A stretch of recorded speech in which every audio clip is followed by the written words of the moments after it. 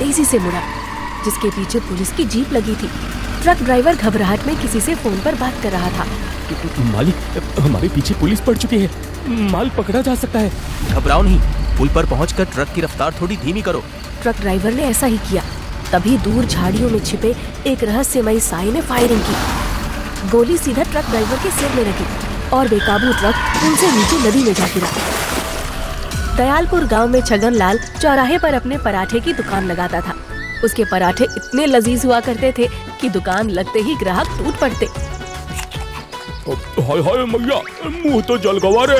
अरे अरे, आराम से खाओ ललन चचा, न तुम कहीं भागे जा रहे हो ना ये पराठे। अरे क्या बताएं भैया, ये छगन भाई का स्वादिष्ट गर्मा गर्म पराठा देख के मेरा भूखा पेट ससुरा रुकने ही नहीं देता।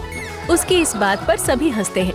तभी तीसरा ग्राहक बोल पड़ता है, अरे सही कहा भैया, क्या नरम पराठा, क्या गजब की चटनी, ऊपर से ये देसी मसालों से लिपटा हुआ गाजर मूली मिर्च का अचार। वाह वाह वाह वाह वाह, हम तो दीवाने हो जाते हैं भाई। सब महादेव की कृपा और आप लोगों का प्रेम है भाई लोगों, वरना किसकी जरूरत कि इस महंगाई में शुद्ध स्वादिष्ट स्वाद मात्र 30 रुपए में दे पाए। सभी छगनलाल की बात का समर्थन करते हैं। दयालपुर गांव की एक झोपड़ी में मातम पसरा था। वजह थी नमिता के 12 साल के बच्चे की मौत। लोग भीड़ लगाकर नमिता के दर्द में शामिल थे, पर असल में उसके दिल पर क्या गुजर रही थी सिर्फ वही समझ सकती थी। अरे कोई मुझे भी जहर दे दो गाँव वालों, मैं जीना नहीं चाहती। आखिर क्या कसूर था मेरे बेटे का? साधारण सी दिखने वाली सर्दी जुकाम की वजह से मेरा बेटा मर गया है। इसके अलावा मेरा इस दुनिया में कोई नहीं था। लाडली, जो कि गांव की आशा कार्यकर्ता थी, उसने भावुक होकर नमिता को समझाते हुए कहा, रो मत बहन, अब जो होना था वो हो गया। मगर मैं अभी भी समझ नहीं पा रही कि कल तक हंसते खेलते गोलू को अचानक क्या हो गया। मैं खुद नहीं समझ पा रही लाडली। कल रात सोने से पहले मैंने अपने बेटे को सिरप पिलाई थी और सुबह उठकर देखा तो मेरे आँख के तारे की सांसें बंद हो चुकी थी। लाडली ने पास रखी सिरप की शीशी उठाई और उसे सूंघते हुए कहा, मेरा शक बिल्कुल सही था। इस सिरप में जरूर कोई ऐसी चीज है जिस वजह से बच्चों की जानें जा रही हैं। पिछले 15 दिनों में ये तीसरा केस है। तभी वहाँ मौजूद सरपंच ने आंखें तरेरते हुए कहा, ये देखो, अब ये गांव की आशा कार्यकर्ता जासूस बनने चली है। अरे तुमने पहले ही सरकारी गोदाम और मेडिकल स्टोर से इन दवाओं को निकलवा कर बर्बाद कर दिया। अरे भला इस घटना से इस सिरप का क्या लेना देना? बिल्कुल लेना देना है सरपंच जी। अगर गांव के सरपंच और पुलिस को इन बेकसूर लोगों की मौत से फर्क नहीं पड़ रहा तो हम जैसे लोगों को खुद ही जासूस बनना पड़ेगा। इतना बोलकर लाडली अपनी सहेली निर्मला के साथ वहाँ से चली गई। रास्ते में लाडली गुस्से में निर्मला से बोल रही थी, मेरा शक तो सरपंच पर जा रहा है निर्मला। हो ना हो इस केस से सरपंच का जरूर कोई लेना देना है, जिसका पर्दाफाश मैं करके रहूंगी। पर जो करना था हम पहले ही कर चुके लाडली। हमने मीडिया की मदद से सरकारी गोदाम और मेडिकल स्टोर से सिरप निकलवाकर बर्बाद करवा दी। फिर भी न जाने कैसे ये लोगों तक पहुंच रही है। सिर्फ इतने से काम नहीं चलेगा निर्मला, हमें इसकी जड़ तक पहुंचना होगा, जहाँ से ये सिरप बनकर यहाँ पहुँच रही है। तभी लाडली को कोई आवाज देता है, अरे ओ हवा हवाई बिटिया रानी, अरे तनिक हमारी भी सुन लो। लाडली और निर्मला ने पीछे मुड़कर देखा। छगनलाल पराठे वाला उसे आवाज दे रहा था। दोनों उसके पास पहुंची। अरे छगन काका, आप इतने बिजी रहते हुए भी मुझे जाते हुए देख लेते हो, आखिर कैसे? अरे हमारी बिटिया रानी बिना खाए पिए यूं दिन भर भटके हम कैसे ना देख लें भला। ठहरो, तुम दोनों को गर्मा गर्म पराठे खिलाता हूँ। छगनलाल की बातें सुनकर लाडली की आंखों में आंसू आ गए। उसने भावुक होते हुए कहा, मैंने अपने पिताजी को तो नहीं देखा छगन काका, मगर मुझे पूरा भरोसा है अगर वो होते तो बिल्कुल आपकी ही तरह मुझे प्रेम करते। मेरी एक बिटिया थी लाडली, जिसे एक हादसे में अस्पताल से मैंने खो दिया था। कोई उठा ले गया था उसे। फिर जब इस गांव आया तो तुम दिखी। ना जाने क्यों मुझे तुम में अपनी वही बिटिया नजर आती है। अगर वो आज मेरे पास होती तो बिल्कुल तुम्हारे बराबर होती। इतना बोलते हुए छगनलाल रो पड़ा और लाडली ने भी रोते हुए उसे गले लगा लिया। आए दिन न्यूज चैनल नकली सिरप से होने वाली मौतों की खबर सुना रहे थे। उधर लाडली कमर कस के असली मुजरिमों की तलाश में लग चुकी थी। वो रात के वक्त छिपकर सरपंच की कोठरी पर नजर रखती थी। हो ना हो सरपंच अपने काले कारनामे रात के अंधेरे में ही करता होगा। मुझे नजर रखनी चाहिए। 2 दिन तो लाडली को कोई नहीं दिखा, मगर तीसरे दिन रात के वक्त एक ट्रक आकर सरपंच की कोठरी के सामने रुका। लाडली सब देख रही थी। सरपंच 2 नकाबपोशों से बात कर रहा था कि तभी उसमें से एक ने अपनी बंदूक निकाली और सरपंच को गोली मार दी। फिर ट्रक में सवार होकर वहाँ से रफू चक्कर हो गए। ये नजारा देखकर लाडली सन्न रह गई थी। मैं तो सोच रही थी ये सब सरपंच का किया धरा है, पर ये तो अच्छा हुआ मैंने ट्रक का नंबर याद कर लिया है। अगले दिन थाने में इंस्पेक्टर के सामने लाडली बयान दे रही थी। मैंने अपनी आंखों से देखा है इंस्पेक्टर साहब, वो 2 नकाबपोश थे। उन्होंने सरपंच जी से कुछ बातें की और उन्हें गोली मारकर ट्रक से फरार हो गए।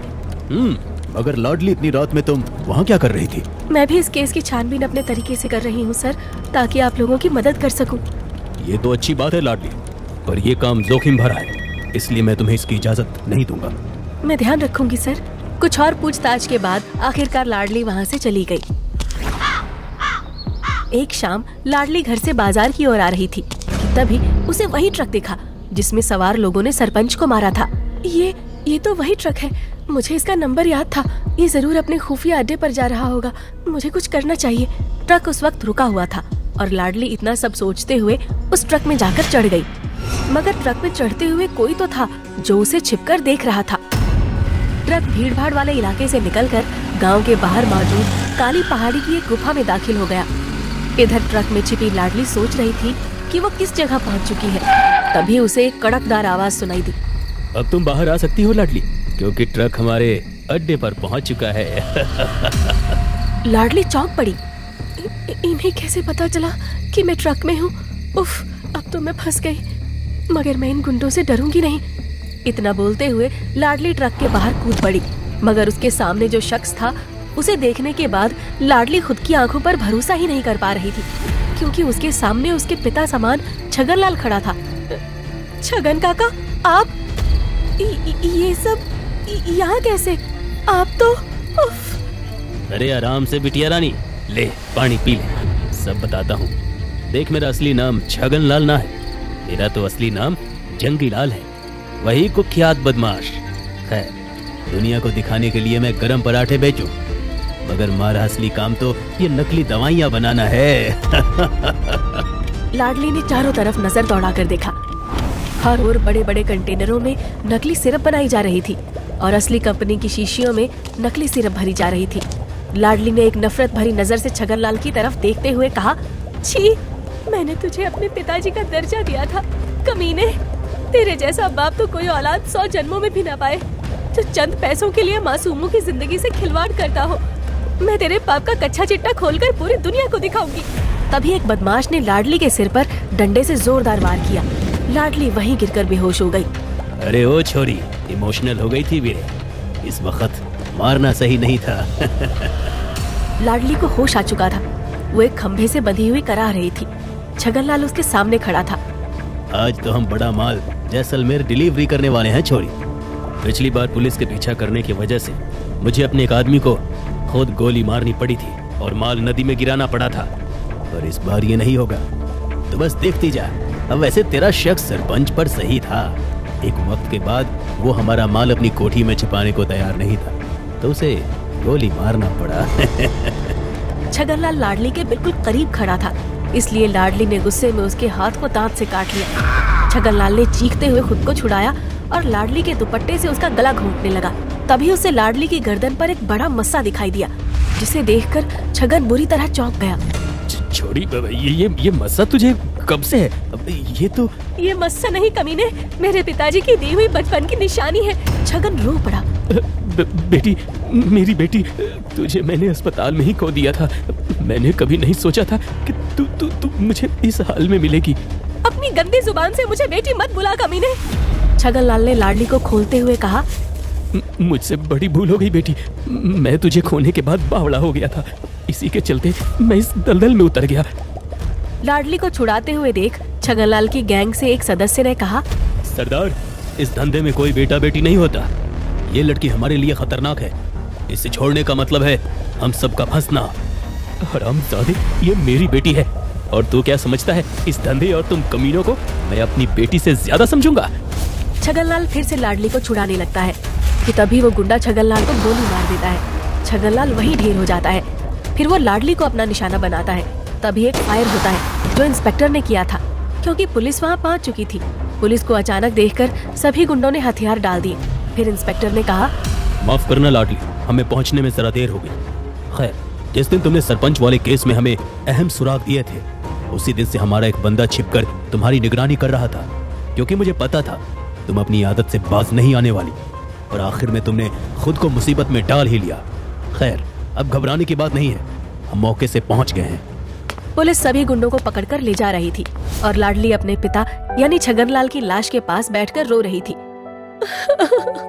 आपने जो किया उसकी सजा आपको मिल गई पिताजी, मगर आप जैसे भी थे मेरे पिताजी थे। आपके खिलाए पराठे मैं कभी नहीं भूलूंगी। नकली सिरप बनाने वाली गैंग का पर्दाफाश हो चुका था, मगर इस केस से जुड़ने की वजह से लाडली की आशा कार्यकर्ता वाली नौकरी जा चुकी थी। मगर उसने हिम्मत ना हारते हुए अपनी सहेली निर्मला के साथ मिलकर छगनलाल के पराठे की दुकान खुद संभाल ली थी।